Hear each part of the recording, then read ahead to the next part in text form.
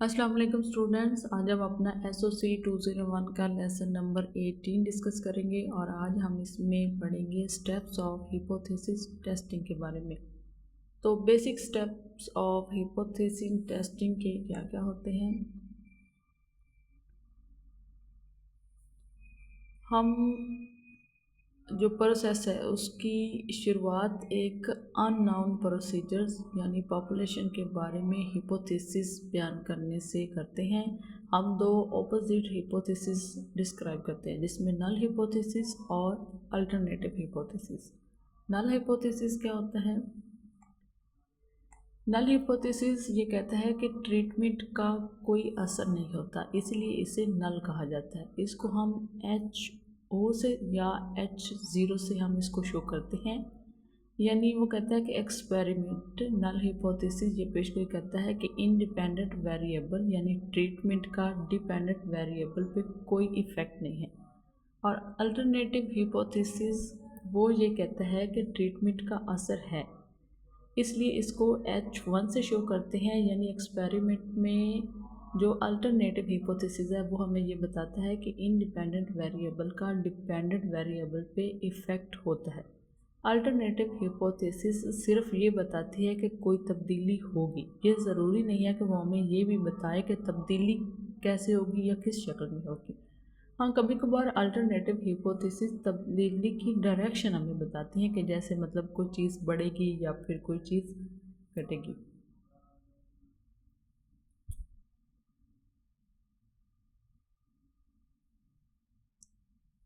नल hypothesis को इस्तेमाल करते हुए हम ये प्रेडिक्शन देते हैं कि सैंपल मीन कैसा होना चाहिए।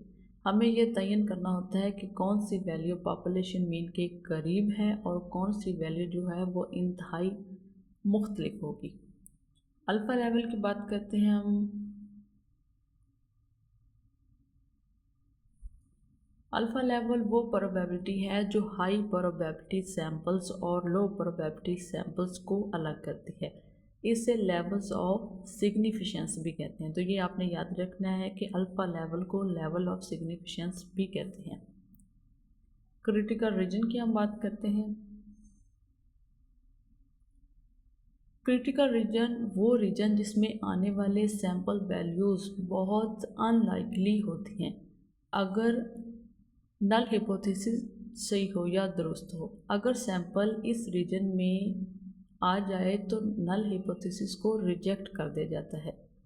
इसकी बाउंड्रीज जो होती हैं मतलब उनको हम सेट करते हैं कि अगर अल्फ़ा लेवल जो है वो हमारे पास 0.05 है और एक्सट्रीम वैल्यूज दोनों तरफ टेल्स में डिवाइड हो जाती हैं। हार्ड टेल जो होता है वो 2.5 तक होता है और इसमें हम जी टेबल को यूज़ करते हैं।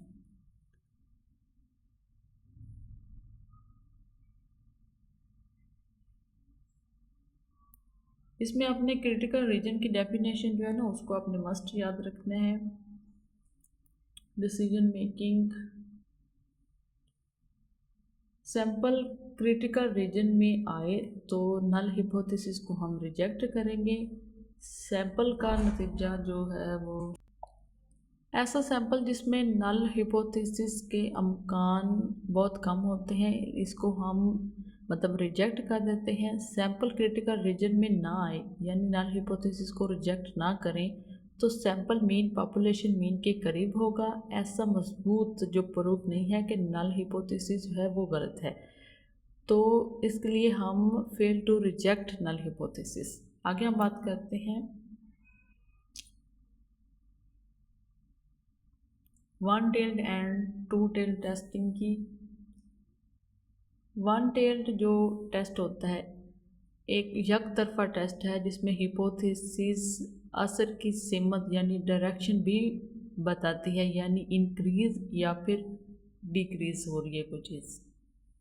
एक ख़ास जो ट्रेनिंग प्रोग्राम से कारकर्दगी बढ़ने की उम्मीद है। तो इसमें नल हिपोथेसिस जो है वो ये कहता है कि परफॉर्मेंस नहीं बढ़ती और जो अल्टरनेटिव हिपोथेसिस होता है वो ये कहता है कि ट्रेनिंग से हमारी जो मतलब परफॉर्मेंस है वो बेहतर होती है। तो क्रिटिकल रीजन जो है सिर्फ एक टेल में होता है, इसलिए इसे वन टेल टेस्ट भी कहते हैं।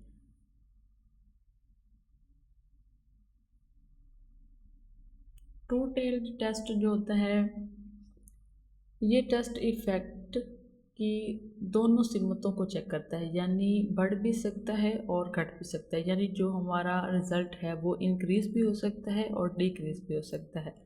अल्फ़ा लेवल दोनों टेल्स में डिवाइड हो जाता है। हिपोथेसिस यानी जो नल हिपोथेसिस है वो ये कहती है कि ट्रेनिंग का कोई इफ़ेक्ट नहीं है, और जो अल्टरनेटिव हिपोथेसिस है वो ये कहती है कि इंक्रीज़ या डिक्रीज़ जो है हमारी परफॉर्मेंस हो सकती है। तो यही था हमारा शॉर्ट सा लेक्चर। इसमें आपने ना क्रिटिकल रीजन की जो डेफिनेशन है उसको मस्ट याद करना है, वो क्वेश्चन पे भी आपसे पूछते हैं और एमसीक्यूज में भी पूछ सकते हैं। और इसमें ये वन टेल्ड टेस्ट होता है, इसकी वो करेक्टरिस्टिक पूछ सकते हैं कि इसमें क्या क्या होता है और कैसे कैसे हो सकता है। बस इसमें और कोई इतना इम्पोर्टेंट नहीं है करने के लिए।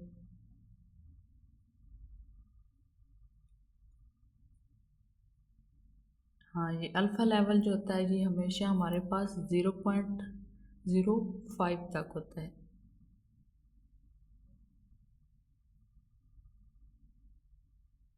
और नल हिपोथेसिस जो होता है उसका मतलब है कि इफ़ेक्ट नहीं है, जहाँ पे भी नल हिपोथेसिस आएगा मतलब इफ़ेक्ट नहीं हुआ। और जो अल्टरनेटिव हिपोथेसिस है वो ये कहता है कि इफ़ेक्ट है। तो बस यही था हमारा आज का लेक्चर, फिर मिलते हैं अगले लेक्चर में।